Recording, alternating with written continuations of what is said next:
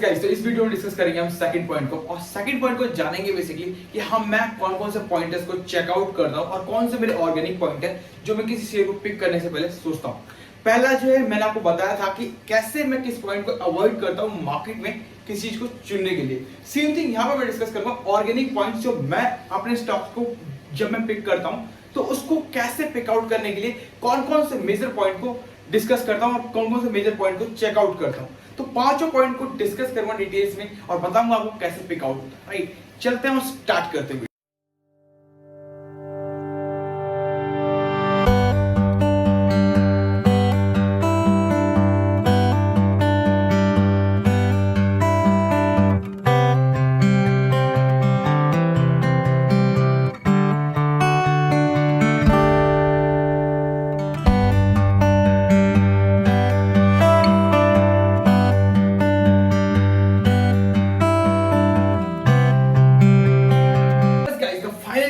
करते हुए जानते हैं कि हम कैसे किसी स्टॉक को पिक करते हुए मेरे पांच कौन से ऑर्गेनिक पॉइंट है जिसको कि मैं डिस्कस करूंगा इस वीडियो में। तो फर्स्ट थिंग स्टार्ट करने से पहले मैं आपको एक स्टोरी बताता हूं कि देखो मार्केट में जब हम आते हैं ना तो बहुत सारा इतिहास होता है और हमने हिस्ट्री के बुकों में ये पढ़ा होता है, बायोग्राफी के बुकों में, कि हम जब भी चीजें देखते हैं और जब भी कुछ होता है मार्केट में या फिर कुछ भी हुआ है जो हमारे इतिहास में, वो ऐसा हुआ कि अगर कोई बंदा किसी चीज से ज्ञान ना ले या समझे ना बातों को तो डेफिनेटली वो भी इतिहास में बन जाता है। यानी कि अगर जो चीज आपके साथ हुआ है और जो आप कर रहे हो तो जो आपने पहले किया है उससे आपने क्या सीखा ये बहुत इंपॉर्टेंट होता है। तो डेफिनेटली मैं उसी के ऊपर बात करने वाला हूं कि देखो जो भी आप करते हो ठीक है, बट अगर आपने जो चीज की और उसमें आपको कुछ गलत हुआ है आपसे तो उसको आप सीखो पहले कि है क्या। जब आप उससे सीख लेते हो तो आपको ऐसा नहीं होता कि आपको नेक्स्ट टाइम गलती करने का मौका नहीं मिलता। राइट, तो सेम थिंग होता है कि जब आपने गलती की तो उसे सीखना चाहिए। तो जो इतिहास है उससे भी सीखो कि इतिहास में क्या हुआ है और मैं करने वाला हूं तो मेरे साथ क्या होगा और मैं किसी पॉइंट को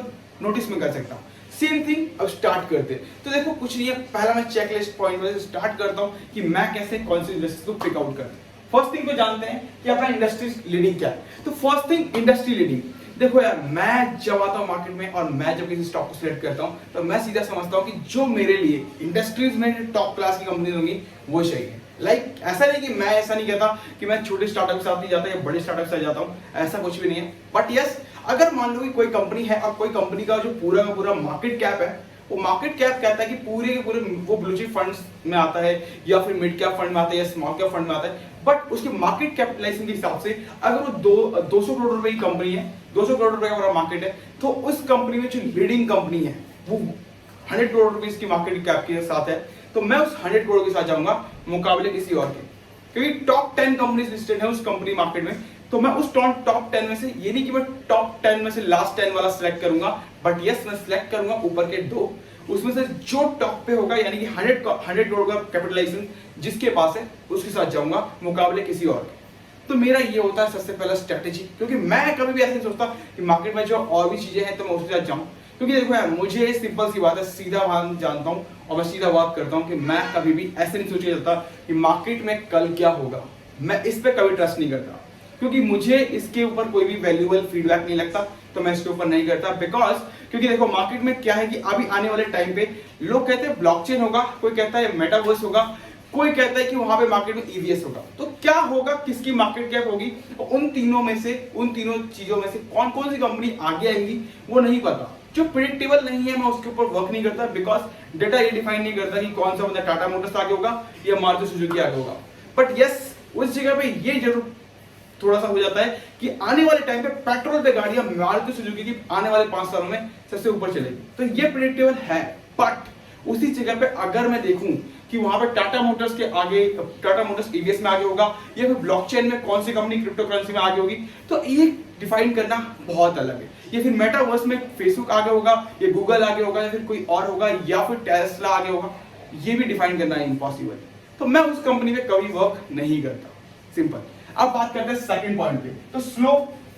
एंड चेंजिंग इंडस्ट्रीज। मतलब स्लो चेंजिंग इंडस्ट्रीज में सीधा पॉइंट में कवर करूंगा कि देखो जो इंडस्ट्रीज जो स्लो चेंज होती है, ये नहीं कि आज कुछ और कर रहे थे कल कुछ और होगा, मैं इस कंपनी में कभी भी इन्वेस्ट नहीं करता। मतलब कि मान लो कि मार्केट में अगर कोई भी है, छोटे छोटे चीजें हैं तो उसको चेंजेस जो है उसमें ऐसा नहीं है कि आज मार्केट में, जैसे कि मैंने आपको डिसाइड करके बताया कि अगर हो सकता है तो आने वाले 5 साल पेट्रोल के ऊपर वर्क करना बिल्कुल है कि मारुति सुजुकी आने वाले टाइम पे वर्क करे,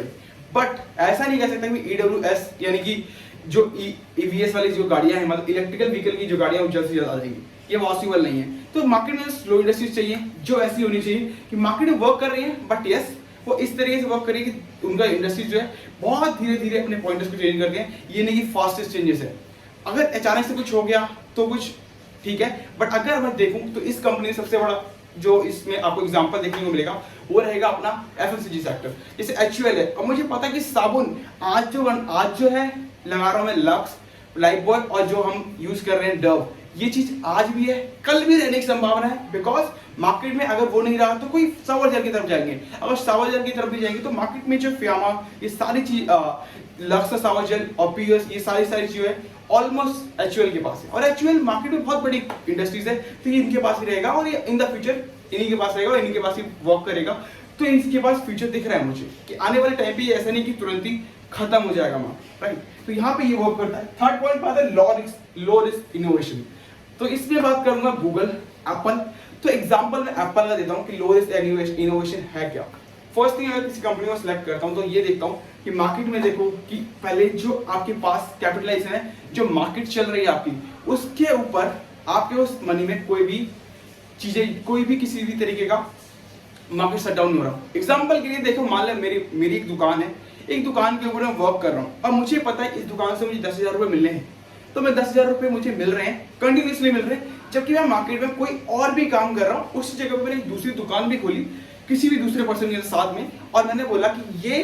दुकान को हम चलाते हैं, अगर उस दुकान पे मेरे को सेल आउट हो या पूरा बिजनेस मेरा फ्लॉप हो जाए तो भी मुझे फर्क नहीं पड़ेगा, बिकॉज मेरा फर्स्ट वाली शॉप 10,000 रुपीज जो मेरी मार्केट के हिसाब से जो मेरा पॉकेट मनी थी वो मुझे मिल रही है और मेरा काम चल रहा है, तो मुझे कोई दिक्कत नहीं होगा, राइट। तो सेम थिंग अगर मैं देखूं तो इनोवेशन में कि एप्पल की वजह बात करता हूं, तो देखो मार्केट में एप्पल अपने फोन से अपनी वैल्यू को कमा रहा है, अपने मार्केट कैपिटलाइजेशन को मैनेज करके रखा हुआ है। बट ये इन द फ्यूचर वो जैसे कि मैकबुक लेके आते हैं एंड वॉच लेके आते हैं, ये तो मार्केट में अच्छे वर्क करते हैं। बट अगर उसी जगह पे देखो तो एप्पल टीवी हो गया, इन सब चीजें हो गया, फिर होम सर्विसेज हो गए, तो वो वाली चीजें होती है वो दोनों ना वर्क करे, तो उस जगह पे एप्पल को कोई फर्क नहीं पड़ेगा कि मार्केट में फ्लॉप वर्जन भी हो गया तो भी कोई दिक्कत नहीं है। बट ऐसा नहीं है कि वो फ्लॉप है, बट यस ऐसा होगा भी तो कोई दिक्कत नहीं, राइट।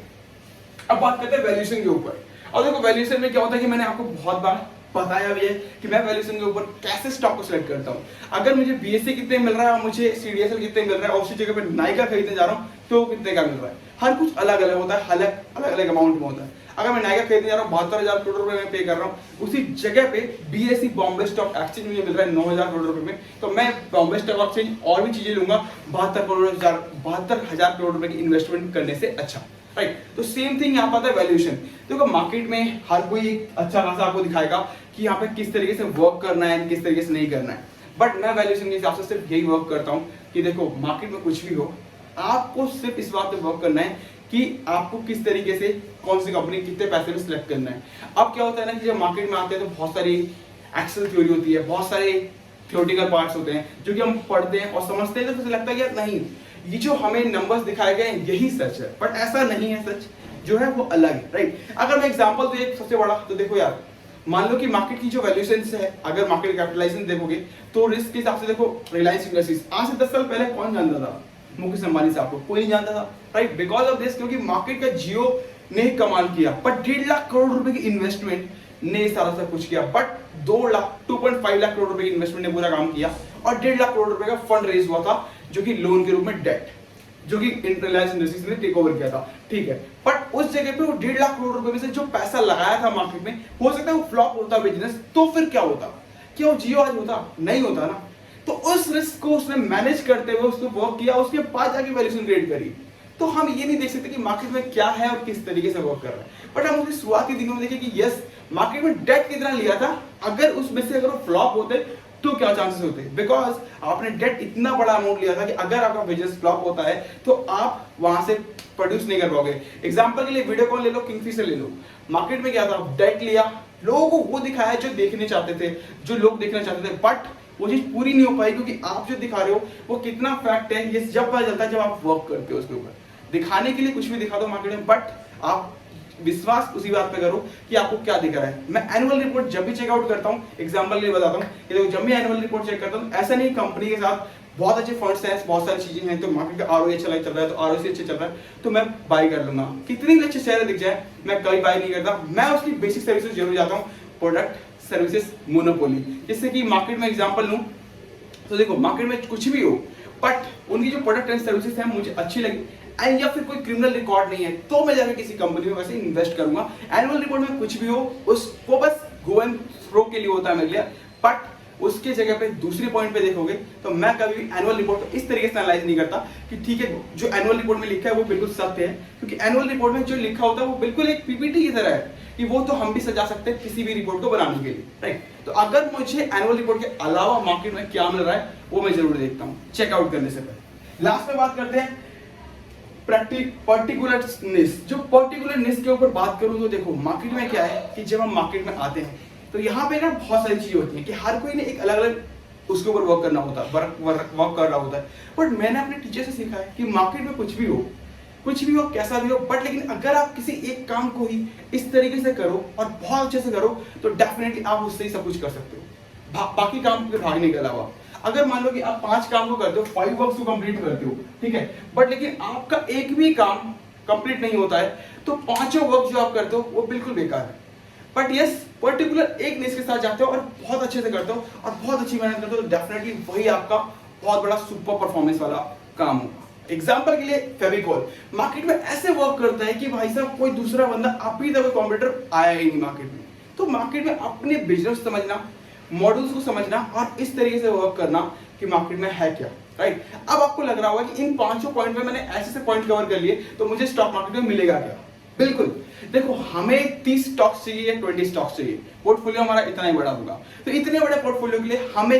5000 स्टॉक्स से डिफाइन कैसे करना है, उसके लिए 5 पॉइंटर्स जो मैंने कवर किए, इस 5 पॉइंटर्स में आपको सारे स्टॉक्स को डिफाइन करोगे तो सारे स्टॉक्स में से आपको 30 से 40 स्टॉक मिलेंगे या फिर 20 स्टॉक्स मिलेंगे। तो आपको अब इजी होगा कि आपको सिलेक्ट क्या करना है। अब जब आपको इजी होगा सिलेक्ट क्या करना है तो अब आप अच्छे से इन्वेस्टमेंट कर सकते हो विदाउट एनी कंसर्न कि आपको कोई दिक्कत नहीं होगी, कुछ भी दिक्कत समझने में नहीं होगा, कुछ भी एनालाइज करने में दिक्कत नहीं होगा। और जब ये सारी चीजें कुछ भी दिक्कत नहीं है तो आप ऐसे स्टॉक को पिक करोगे जो आपके लिए वैल्यू होंगे, बिकॉज आपको पता है कि मुझे पोर्टफोलियो बना के एक अच्छे खासे ड्रीम को अचीव करना है और बाकी सारी चीजों को इंप्रूव करना है, राइट। तो वीडियो अच्छी लगी तो लाइक कर लीजिएगा, शेयर कर लीजिएगा, साथ ही साथ चैनल को सब्सक्राइब नहीं किया है तो सब्सक्राइब करना मत भूलिएगा एंड अभी तक बेल आइकन को प्रेस नहीं किया तो बेल आइकन प्रेस कर लीजिएगा। मिलते हैं नेक्स्ट वीडियो।